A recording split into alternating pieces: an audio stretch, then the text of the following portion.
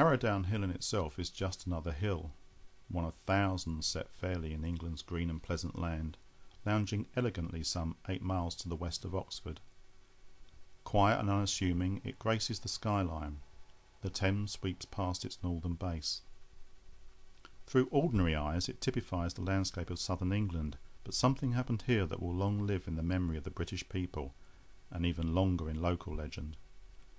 This is where the body of Dr. David Kelly, microbiologist and United Nations Chief Weapons Inspector, was found. He must have been immensely proud of his career, and how the world had become a safer place thanks in part to his labours. Indeed, he was once nominated for a Nobel Peace Prize. But the life of Harrowdown Hill and the life of Dr. David Kelly have a different aspect to them now. Sadness has descended on what was once glorious. These past 5 years have revealed much, and a gnawing feeling that something is not quite right remains with many of those who have examined the circumstances surrounding his death. The passing a suicide, the gnawing feeling it was murder.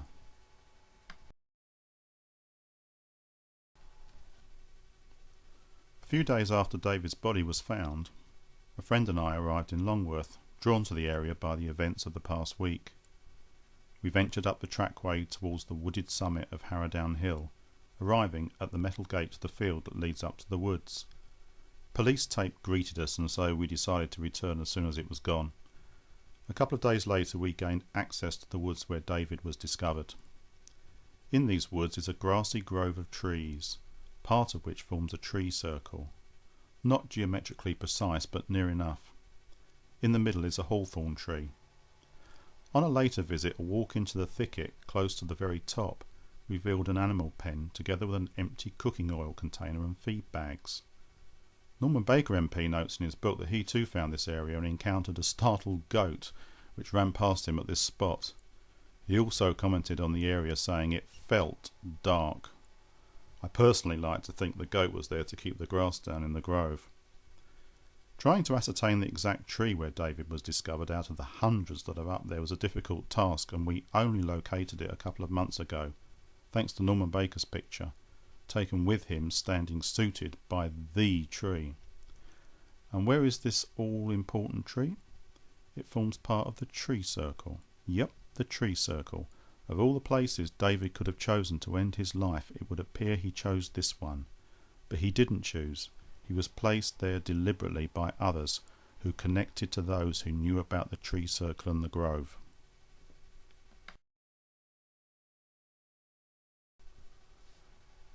Under the Freedom of Information Act, I contacted Thames Valley Police regarding how they had come to call the operation into the search for Dr. David Kelly Operation Mason.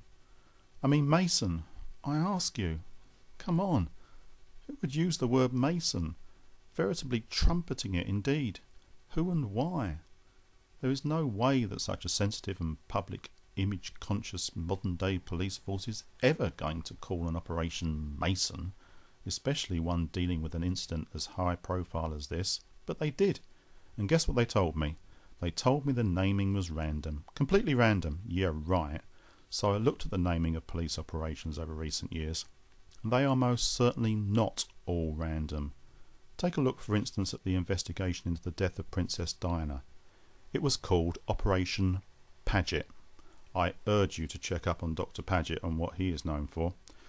So by naming the Operation Mason, it conveyed an immediate message to all connected with it, and the message was to proceed with care and keep mum about anything suspicious.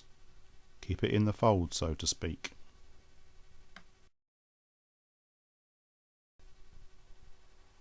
On our first few visits to Longworth, we tried to talk to as many locals as possible. Most were friendly, and one man told us that they do things up there, referring to Harrowdown Hill. What? Incredible! He would say no more, but we got his drift. This was significant. I am reminded by the words of one of David's emails, sent on his last day to Judith Miller, part of which mentioned many dark actors playing games. This phrase was therefore in his psyche at this difficult time. Many dark actors playing games. Has a few meanings, does that? Norman has done sterling work in his book highlighting the multitude of inconsistencies surrounding David's death, and I have no time to debate them here. Suffice to say, nearly all are valid points, and most people intuitively feel that it was most certainly murder. Oh, and by the way, the Iraqis did not do it. Oxford men abound in this affair. James Dingemans, senior counsel to the inquiry, Peter Knox, junior counsel to the inquiry, Nicholas Gardner, the Oxfordshire coroner, John Scarlett, Peter Mandelson, all Oxford men. I could go on.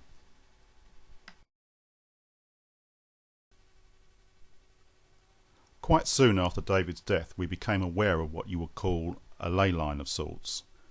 Now, whether you believe in ley lines and sacred groves and tree circles, which are like stone circles, is neither here nor there, because some people do, and the objective investigator must take this on board if he is to progress a case, and we must do this here. This ley line of sorts, when extended from Harrowdown Hill, travels through the Maybush pub. Maybush is another name for the Hawthorn. Travels through Stonehenge Farm. Not many farms with that name in the country, but it does indicate the esoteric side of the area. Ayton, implying Sacred Mound. Cumnor, which is a small village where Nicholas Gardner has his coroner's office. It continues on through the old side of Osney Abbey, one of the original settlements of Oxford, and proceeds into the heart of Oxford itself, in particular the old mound where a Gulset was held, which is a meeting place for debate. There is much more on this angle into the case, but for expediency's sake I move on. But again, you may think this ley line stuff is tosh, and fair enough, but there are those out there who use and revere this kind of thing. Indeed, there are groups who go out into the countryside to sacred spots to do rituals for whatever purpose suits them. Incidentally, Princess Diana's brother, the 9th Earl of Spencer, during his maiden speech to the House of Lords in 1993, referred to devil worshipping on his estate, so he was aware of ritual in the countryside and publicly acknowledged it.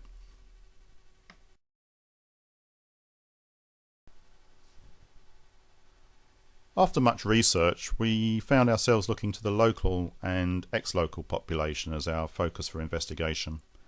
The Oxford Masonic Centre at 333 Banbury Road, yes 333, 33rd and 3rd degrees combined, etc.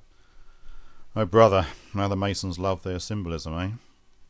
This Masonic Centre demands a look because of the path the ancient trees scribe around the building. Oh, what a lovely circle it is. A tree circle. So while out walking late one evening at Harrowdown Hill, Dr. David Kelly stumbled across a group ritual taking place, recognising and being recognised by people in the group. Some well-connected members were agitated at being spotted, but allowed all to continue as normal, knowing that David would keep quiet. After all, exposing them could damage David's all-important career prospects.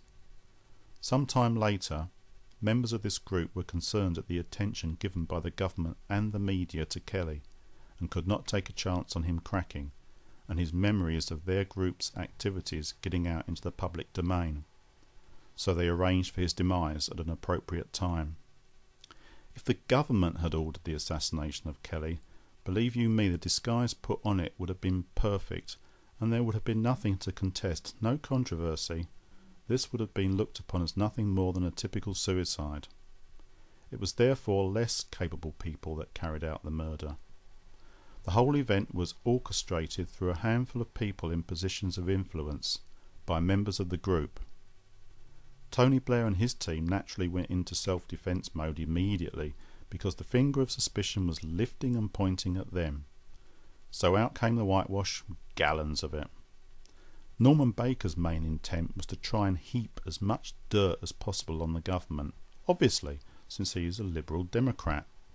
Finding the perpetrators was his secondary aim. Finding the perpetrators was our primary aim, but they will never be prosecuted. Welcome to the system.